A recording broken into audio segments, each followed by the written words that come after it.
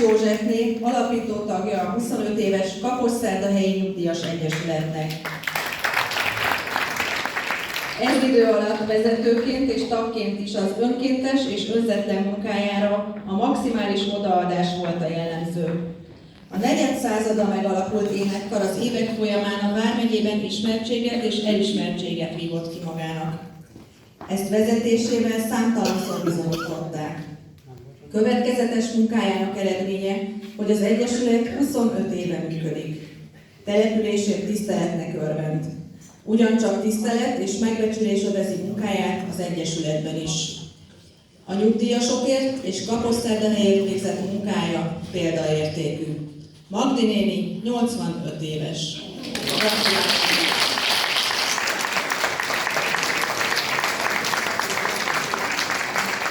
Én is meglepődtem, amikor olvastam.